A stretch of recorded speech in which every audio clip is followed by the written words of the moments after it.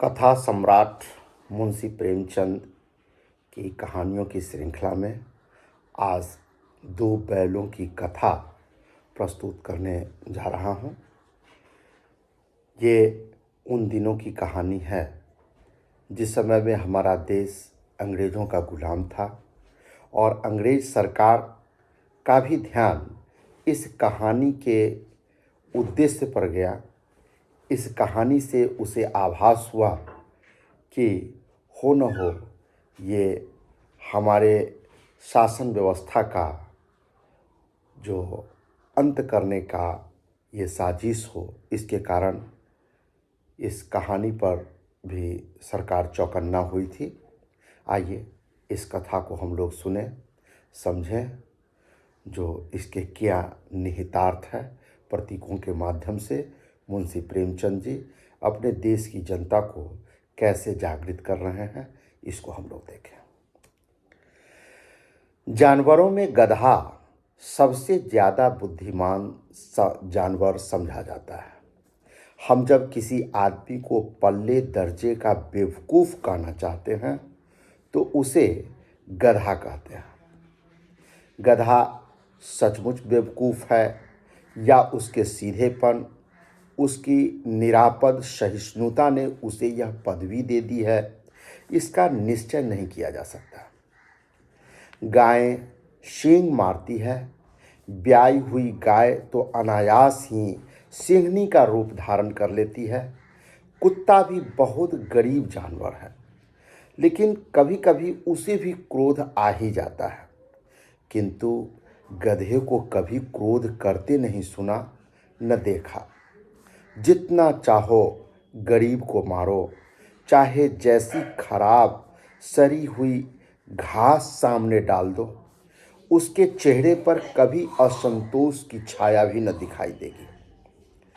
वैशाख में चाहे एकाध बार कुलेल कर लेता हो, पर हमने तो उसे कभी खुश होते नहीं देखा। उसके चेहरे पर एक अस्थाई विषाद अस्थाई रूप से छाया रहता है। सुख दुख, हानि लाभ, किसी भी दशा में उसे बदलते नहीं देखा। ऋषियों मुनियों के जितने गुण हैं वे सभी उसमें पराकाष्ठा तक पहुँचे हुए हैं, पर आदमी उसे बेवकूफ़ कहता है। सद्गुणों का इतना अनादर कहीं नहीं देखा। कदाचित सीधापन संसार के लिए उपयुक्त नहीं है। देखिए ना, भारतवासियों की अफ्रीका में क्या दुर्दशा हो रही है। क्यों अमेरिका में उन्हें घुसने नहीं दिया जाता। बेचारे शराब नहीं पीते, 4 पैसे कुसमय के लिए बचा कर नहीं रखते, जी तोड़ कर काम करते हैं, किसी से लड़ाई झगड़ा नहीं करते, 4 बातें सुनकर गम खा जाते हैं, फिर भी बदनाम है। कहा जाता है वे जीवन के आदर्श को नीचा करते हैं। अगर वे भी ईंट का जवाब पत्थर से देना जानते तो शायद सभ्य कहलाने लगते। जापान की मिसाल सामने है। एक ही विजय ने उसे संसार की सभ्य जातियों में गण्य बना दिया। लेकिन गधे का एक छोटा भाई और भी है जो उससे कम ही गधा है, और वह है बैल। जिस अर्थ में हम गधा का प्रयोग करते हैं, कुछ उसी से मिलते जुलते अर्थ में बछिया के ताऊ का भी प्रयोग करते हैं। कुछ लोग बैल को शायद बेवकूफ़ों में सर्वश्रेष्ठ कहेंगे, मगर हमारा विचार ऐसा नहीं है। बैल कभी कभी मारता भी है, कभी कभी अड़ियल बैल भी देखने में आता है, और भी कई रीतियों से अपना असंतोष प्रकट कर देता है। अतएव उसका स्थान गधे से नीचा है। झूड़ी काछी के दोनों बैलों के नाम थे हीरा और मोती। दोनों पछाई जाति के ही थे। देखने में सुंदर, काम में चौकस, डील में ऊंचे। बहुत दिनों साथ रहते रहते दोनों में भाईचारा हो गया था। दोनों आमने सामने या आसपास बैठे हुए एक दूसरे से मूक भाषा में विचार विनिमय करते रहते थे। एक दूसरे की बात, एक दूसरे के मन की बात कैसे समझ जाता था हम नहीं कह सकते। अवश्य ही उनमें कोई ऐसी गुप्त शक्ति थी जिससे जीवों में श्रेष्ठता का दावा करने वाला मनुष्य वंचित है। दोनों एक दूसरे को चाटकर और सूंघकर अपना प्रेम प्रकट करते। कभी कभी दोनों सींग भी मिला लिया करते थे, विग्रह के नाते से नहीं, केवल विनोद के भाव से, आत्मीयता के भाव से। जैसे दोस्तों में घनिष्ठता होते ही धौल धप्पा होने लगता है, इसके बिना दोस्ती कुछ फुसफुसी, कुछ हल्की सी रहती है, जिस पर ज़्यादा विश्वास नहीं किया जा सकता। जिस वक्त ये दोनों बैल हल या गाड़ी में जोत दिए जाते और गर्दन हिला हिला कर चलते, उस वक्त हर एक की चेष्टा होती थी कि ज़्यादा से ज़्यादा बोझ मेरी ही गर्दन पर पड़े। दिन भर के बाद दोपहर या संध्या को दोनों खुलते तो एक दूसरे को चाट चूट कर अपनी थकान मिटा लिया करते।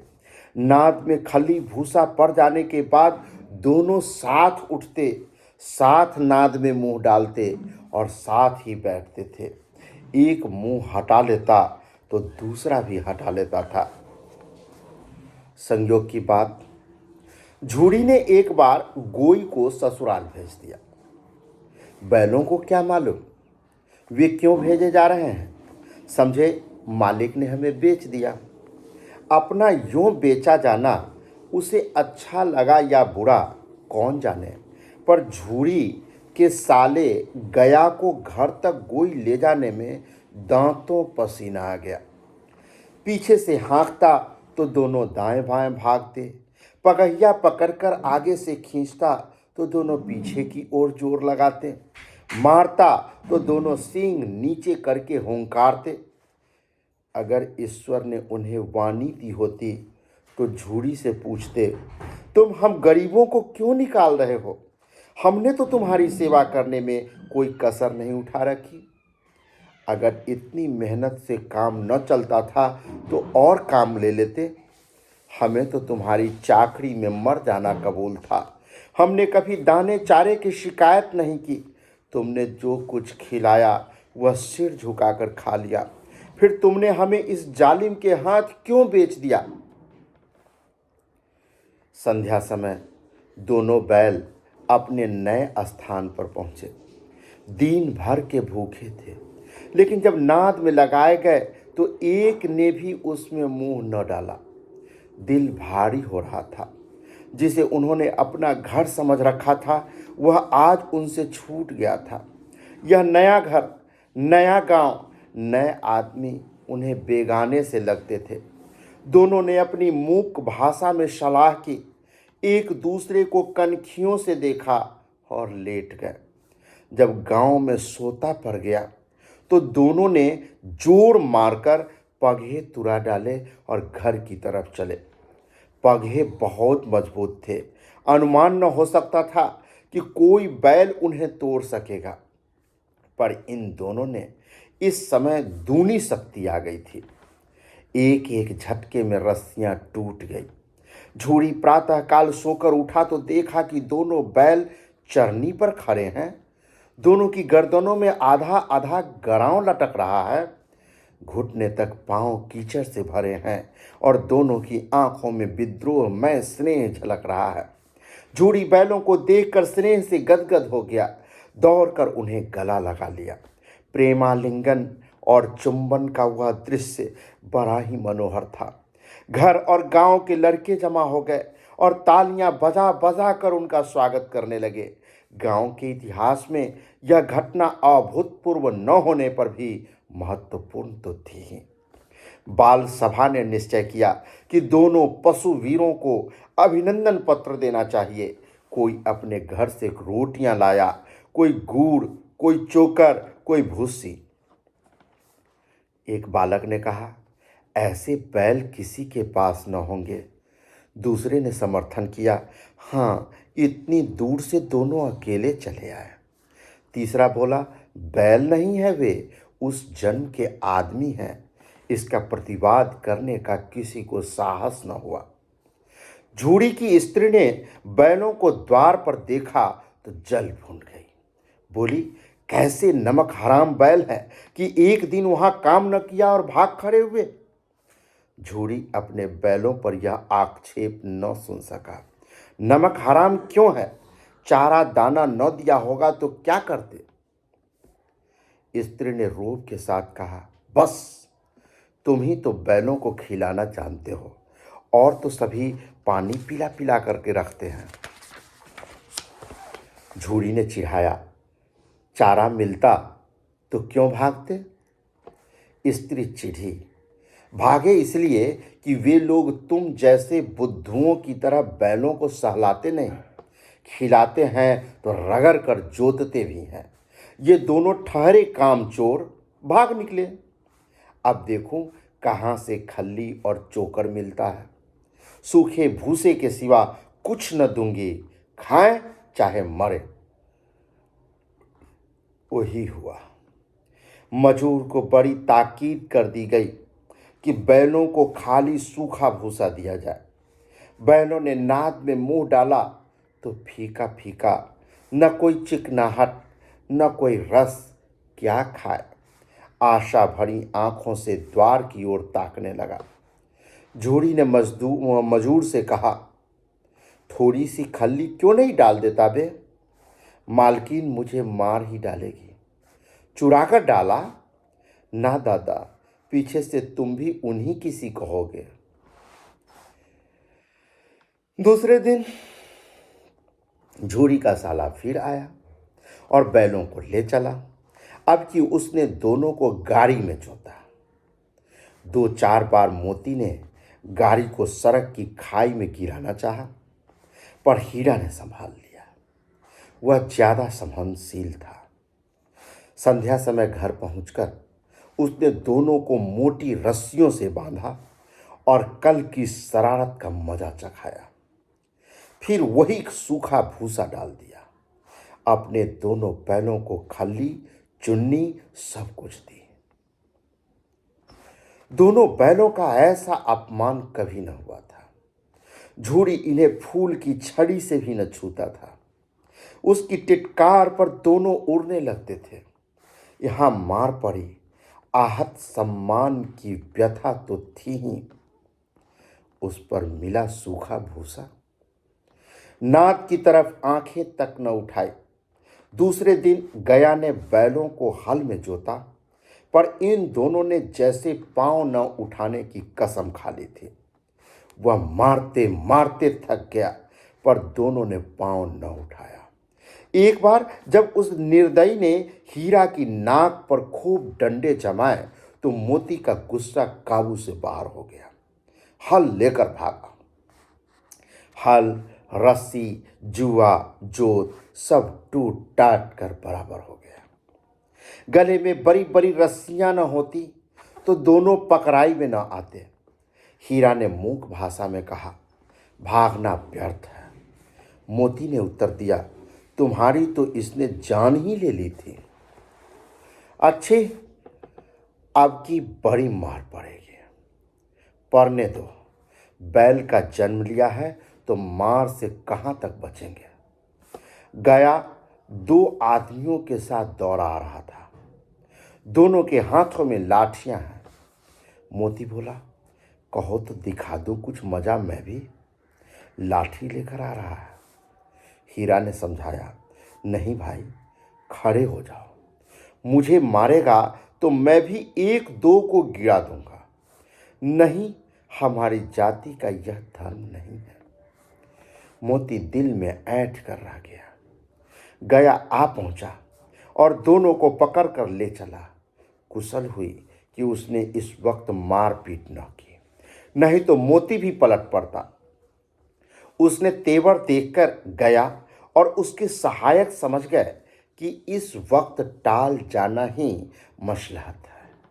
आज दोनों के सामने फिर वही सूखा भूसा लाया गया। दोनों चुपचाप खड़े रहे। घर के लोग भोजन करने लगे। उस वक्त छोटी सी लड़की 2 रोटियां लिए निकली और दोनों के मुंह में देकर चली गई। उस एक रोटी से इनकी भूख तो क्या शांत होती, पर दोनों को हृदय को मानो भोजन मिल गया। यहाँ भी किसी सज्जन का वास है। लड़की भैरों की थी, उसकी माँ मर चुकी थी। सौतेली माँ उसे मारती रहती थी, इसलिए इन बैलों से उसे एक प्रकार की आत्मीयता हो गई थी। दोनों दिन भर जोते जाते, डंडे खाते, आरते, शाम को थान पर बांध दिए जाते और रात को ही बालिका उन्हें 2 रोटियां खिला जाती। प्रेम के इस प्रसाद की यह बरकत थी कि 2-2 गाल सूखा भूसा खाकर भी दोनों दुर्बल न होते थे, मगर दोनों की आंखों में रोम रोम में विद्रोह भरा था। एक दिन मोती ने मूक भाषा में कहा, अब तो नहीं सहा जाता हीरा, क्या करना चाहते हो? एकाध को सींगों पर उठाकर फेंक दूंगा। लेकिन जानते हो, वह प्यारी लड़की जो हमें रोटियां खिलाती है, उसी की लड़की है जो इस घर का मालिक है। यह बेचारी अनाथ न हो जाएगी? तो मालकिन को न फेंक दूं, वही तो इस लड़की को मारती है। लेकिन औरत जात पर सींग चलाना मना है, यह भूले जाते हो। तुम तो किसी तरह निकलने ही नहीं देते। बताओ, तुरा कर भाग चलें? हाँ, यह मैं स्वीकार करता, लेकिन इतनी मोटी रस्सी टूटेगी कैसे? इसका एक उपाय है। पहले रस्सी को थोड़ा सा चबा लो, फिर एक झटके में जाती है। रात को जब बालिका रोटियां खिलाकर चली गई तो दोनों रस्सियां चबाने लगे, पर मोटी रस्सी मुंह में न आती थी। बेचारे बार बार जोर लगाकर रह जाते थे। सहसा घर का द्वार खुला और वही लड़की निकली। दोनों सिर झुकाकर उसका हाथ चाटने लगे। दोनों की पूंछें खड़ी हो गई। उसने उनके माथे सहलाए और बोली, खोल देती हूं, चुपके से भाग जाओ, नहीं तो यहां लोग मार डालेंगे। आज घर में सलाह हो रही है कि इनकी नाकों में नाथ डाल दी जाए। उसने गराव खोल दिया, पर दोनों चुपचाप खड़े रहे। मोती ने अपनी भाषा में पूछा, अब चलते क्यों नहीं? हीरा ने कहा, चले तो, लेकिन कल इस अनाथ पर आफत आएगी, सब इसी पर संदेह करेंगे। सहसा बालिका चिल्लाई, दोनों फुफ्फा वाले बैल भागे जा रहे हैं, ओ दादा, ओ दादा। दोनों बैल भागे जा रहे हैं, जल्दी दौड़ो। गया हर बराकर भीतर से निकला और बैलों को पकड़ने चला। वे दोनों भागे, गया ने पीछा किया और भी तेज हुए। गया ने शोर मचाया, फिर गांव के कुछ आदमियों को भी साथ लेने के लिए लौटा। दोनों मित्रों को भागने का मौका मिल गया, सीधे दौड़ते चले गए, यहां तक कि मार्ग का ज्ञान न रहा। जिस परिचित मार्ग से आए थे उसका यहाँ पता न था। नए नए गांव मिलने सोचने लगे। तब दोनों एक खेत के किनारे खड़े होकर सोचने लगे, अब क्या करना चाहिए। हीरा ने कहा, मालूम होता है राह भूल गए। तुम भी बेतहासा भागे, वहीं उसे मार गिराना था। उसे मार गिराते तो दुनिया क्या कहती? वह अपना धर्म छोड़ दे, लेकिन हम अपना धर्म क्यों छोड़े। दोनों भूख से व्याकुल हो रहे थे। खेत में मटर खड़ी थी, चरने लगे। रह रह कर आहट ले लेते थे, कोई आता तो नहीं। जब पेट भर गया, दोनों ने आज़ादी का अनुभव किया तो मस्त होकर उछलने कूदने लगे। पहले दोनों ने डकार ली, फिर सींग मिलाए और एक दूसरे को ठेलने लगे। मोती ने हीरा को कई कदम पीछे हटा दिया, यहाँ तक कि वह खाई में गिर गया। तब उसे भी क्रोध आया, संभल कर उठा और मोती से भिड़ गया। मोती ने देखा कि खेल में झगड़ा हुआ चाहता है तो किनारे हट गया। अरे यह क्या, कोई सांड डौंकता चला आ रहा है। हाँ, सांड ही है। वह सामने आ पहुंचा। दोनों मित्र बगले झांक रहे हैं। सांड पूरा हाथी है, उससे भिड़ना जान से हाथ धोना है, लेकिन न भिड़ने पर भी जान बचती नहीं नजर आती। इन्हीं की तरफ आ भी रहा है। कितनी भयंकर सूरत है। मोती ने मूक भाषा में कहा, बूढ़े फंसे, जान बचेगी, कोई उपाय सोचो।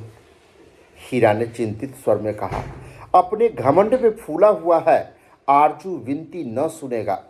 भाग क्यों नहीं चले, भाग क्यों न चले। भागना कायरता है तो फिर यहीं मरो। बंदा तो 9 2 11 होता है, और जो दौड़ाएं तो फिर कोई उपाय सोचो जल्द। उपाय यही है कि उस पर दोनों जने एक साथ चोट करें। मैं आगे से रगेदता हूं, तुम पीछे से रगेदो। दोहरी मार पड़ेगी तो भाग खड़ा होगा। मेरी ओर झपटे, तुम बगल से उसके पेट में सींग घुसेड़ देना। जान जोखिम है पर दूसरा उपाय नहीं है।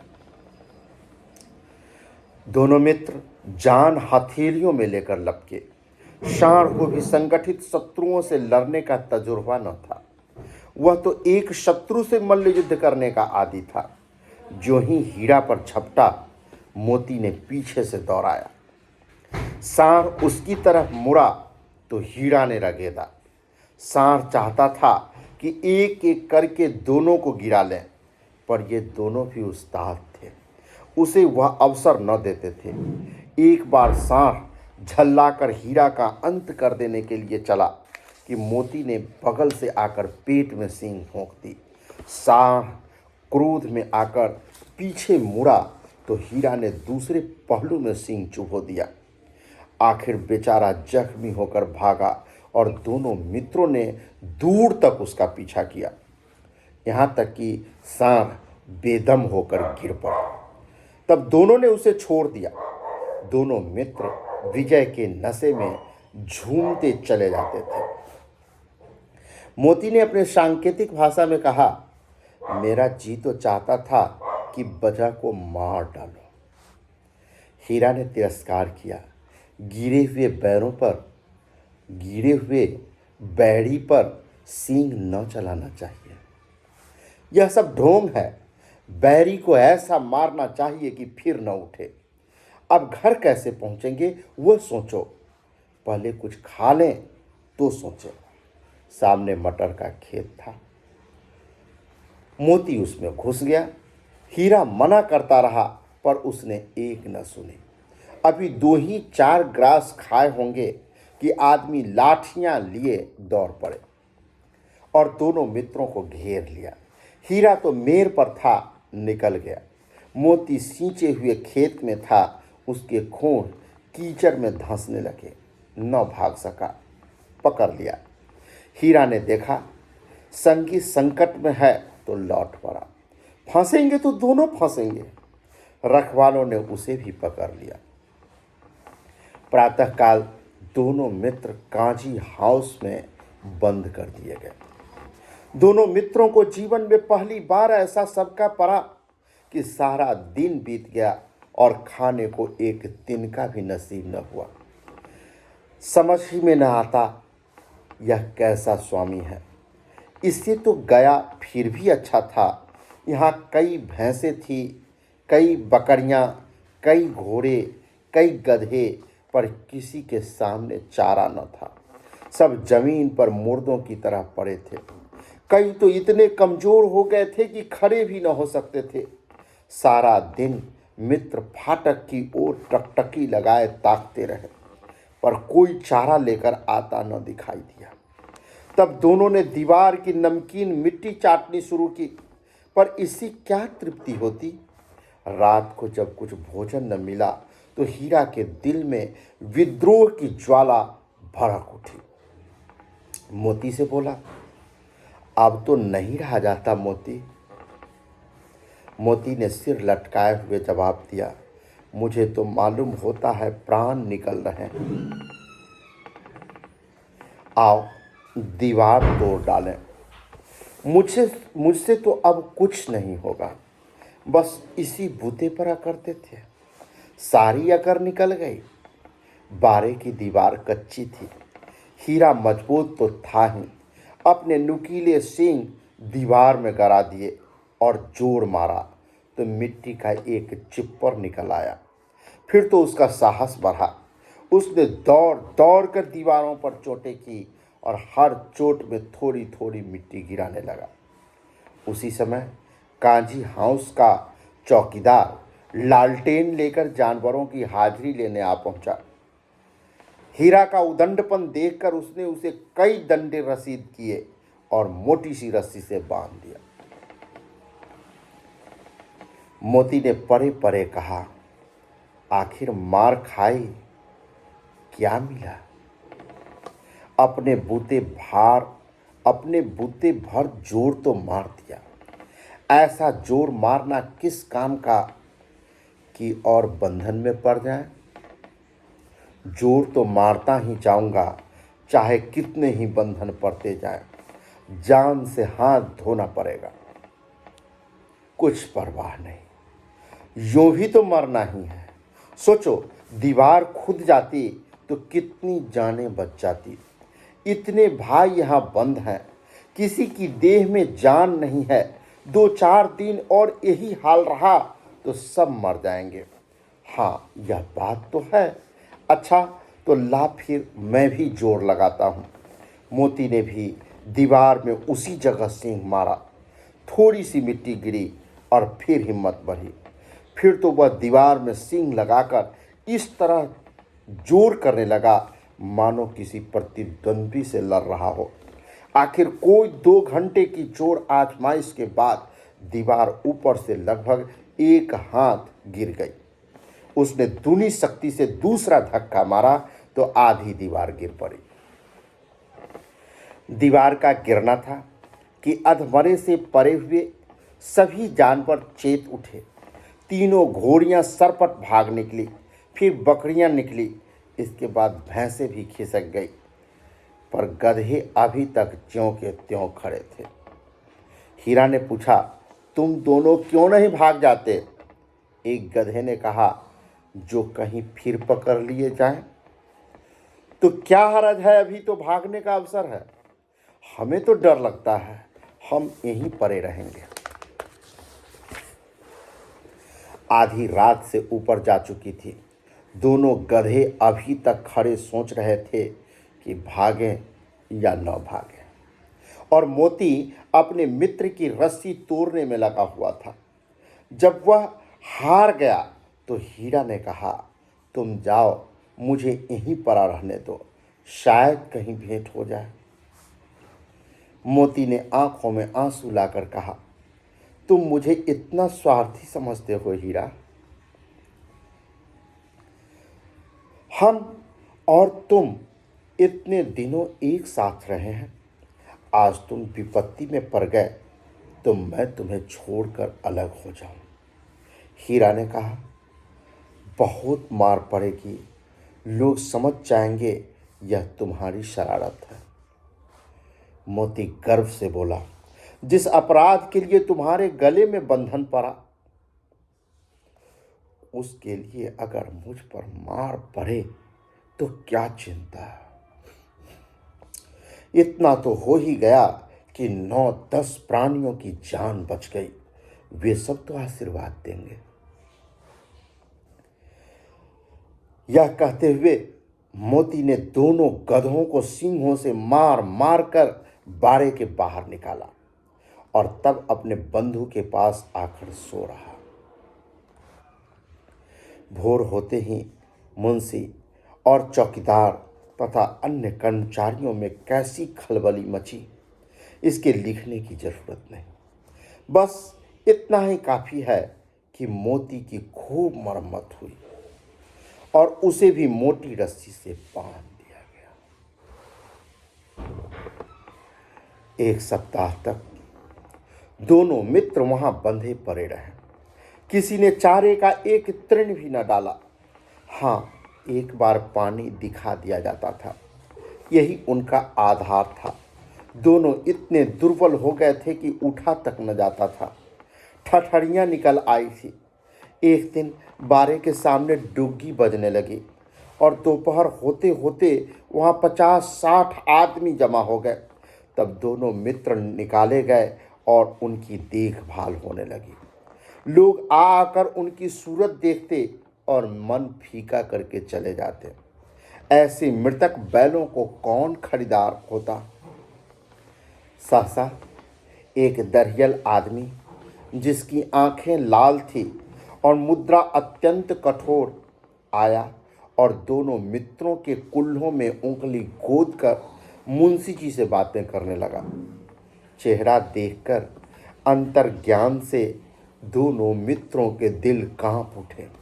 वह कौन है और उन्हें क्यों टटोल रहा है, इस विषय में उन्हें कोई संदेह न हुआ। दोनों ने एक दूसरे को भीत नेत्रों से देखा और सिर झुका लिया। हीरा ने कहा, गया के घर से नाहक भागे, अब जान न बचेगी। मोती ने अश्रद्धा भाव से उत्तर दिया, कहते हैं भगवान सबके ऊपर दया करते हैं, उन्हें हमारे ऊपर क्यों नहीं दया आती। भगवान के लिए हमारा मरना जीना दोनों बराबर है। चलो अच्छा ही है, कुछ दिन उसके पास तो रहेंगे। एक बार भगवान ने उस लड़की के रूप में हमें बचाया था, क्या अब न बचाएंगे। यह आदमी छुरी चलाएगा, देख लेना। तो क्या चिंता है, मांस, खाल, सींग, हड्डी सब किसी न किसी काम आ जाएगा। नीलाम हो जाने के बाद दोनों मित्र उस दरियल के साथ चले। दोनों की बोटी बोटी कांप रही थी। बेचारे पांव तक न उठा सकते थे, पर भय के मारे गिरते पड़ते भागे जाते थे, क्योंकि वह जरा भी चाल धीमी हो जाने पर जोर से डंडा जमा देता था। राह में गाय बैलों का एक रेवड़ हरे हरे हार में चरता नजर आया। सभी जान पर प्रसन्न थे, चिकने चपल, कोई उछलता था, कोई आनंद से बैठा पाघूर करता था। कितना सुखी जीवन था, कितना सुखी जीवन था उनका। पर कितने स्वार्थी हैं सब। किसी को चिंता नहीं कि उनके दो भाई बधिक के हाथ पड़े, कैसे दुखी हैं। सहसा दोनों को ऐसा मालूम हुआ कि यह परिचित राह है। हाँ, इसी रास्ते से गया उन्हें ले गया था। वही खेत, वही बाग, वही गांव मिलने लगे। प्रतिक्षण उनकी चाल तेज होने लगी। सारी थकान, सारी दुर्बलता गायब हो गई। आह, यह लो अपना ही हार आ गया। इसी कुएं पर हम पूर चलाने आया करते थे, यही कुआं है। मोती ने कहा, हमारा घर नजदीक आ गया। हीरा बोला, भगवान की दया है, मैं तो अब घर भागता हूँ। यह जाने देगा, इसे मैं मार गिराता हूँ। नहीं नहीं, दौड़ कर थान पर चलो, वहाँ से हम आगे न जाएंगे। दोनों उन्मत्त होकर बछड़ों की भांति कुलेले करते हुए घर की ओर दौड़े। वह हमारा थान है। दोनों दौड़कर अपने थान पर आए और खड़े हो गए। दरियल भी पीछे पीछे दौड़ा चला आ रहा था। झूड़ी द्वार पर बैठा धूप खा रहा था। बैलों को देखते ही दौड़ा और उन्हें बारी बारी से गले लगाने लगा। मित्रों की आंखों से आनंद के आंसू बहने लगे। एक झूड़ी का हाथ चाट रहा था। दरियल ने जाकर बैलों की रस्सियां पकड़ ली।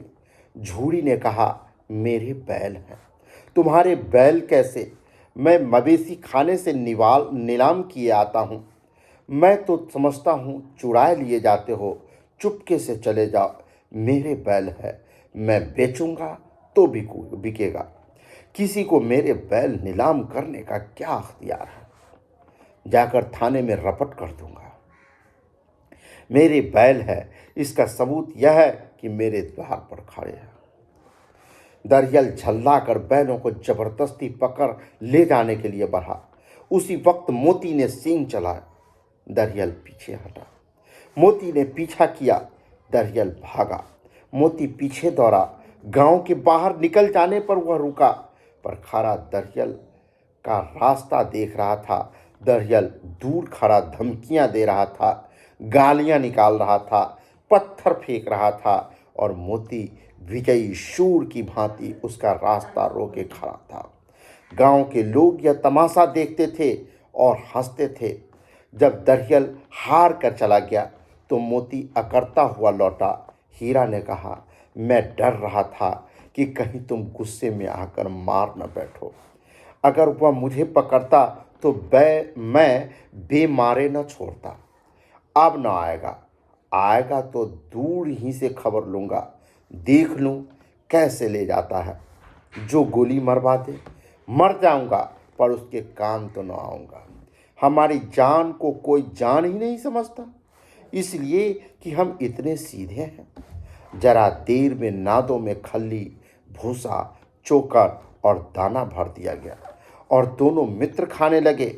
झूड़ी खड़ा दोनों को सहला रहा था और 20 लड़के तमाशा देख रहे थे। सारे गांव में उत्साह सा मालूम होता था। उसी समय मालकिन ने आकर दोनों के माथे चूम लिए।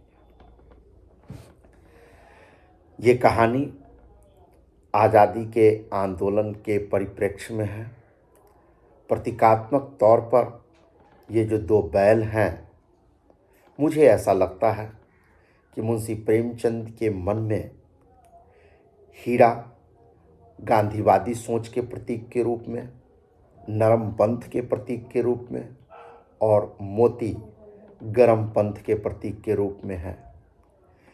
गरम पंथ नरम पंथ के अधीन चलता है, और कहते हैं ना, एक ठंडा तार और एक गर्म तार बिजली के प्रवाह के लिए ज़रूरी है, और दोनों अंत तक एक दूसरे के साथ रहे।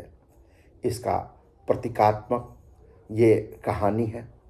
और आम जनता जो है उसको गधे से तुलना शायद किया गया है, और अंत में किस प्रकार से आम जनता में जो अंग्रेज शासक हैं, जिनके हम गुलाम हैं, उनके प्रति जन जागृति कायम करने में, उनके प्रति आंदोलन कायम करने में, उनके प्रति एक जोश लाने में कि हम स्वतंत्र कैसे रहें, इसको लिया गया है। और साथ साथ स्वतंत्रता का क्या आनंद होता है और गुलामी का क्या दुख और तकलीफ़ होता है, इस दोनों को जो इस कहानी के माध्यम से कथा सम्राट मुंशी प्रेमचंद ने रेखांकित किया, ये बहुत ही काबिल तारीफ़ है। हम समझते हैं कि ऐसा उन्हीं की लेखनी से संभव हो पाता जैसा उन्होंने किया है। सचमुच में अंग्रेज़ों की नज़र इस कथा के निहित उद्देश्यों की तरफ जो गया, वो एक जुल्मी शासक की निगाह से गलत नहीं था। और सचमुच में ये दो बैलों की कथा पूरे भारतीय जनमानस में नई चेतना का संचार किया। कल भी उतना ही प्रासंगिक था और आज भी ये कथा उतनी ही प्रासंगिक है। ये कालजयी रचना है, इस पर किसी काल का प्रभाव नहीं पड़ता। आज भी ये उतना ही महत्वपूर्ण है। जन जागृति के लिए हम लोग विचार करें, मुंशी प्रेमचंद जी के चुने हुए पात्रों और उन पात्रों के द्वारा कहलाए गए बातों पर गौर करें तो बहुत कुछ हम लोगों में परिवर्तन आ सकता है।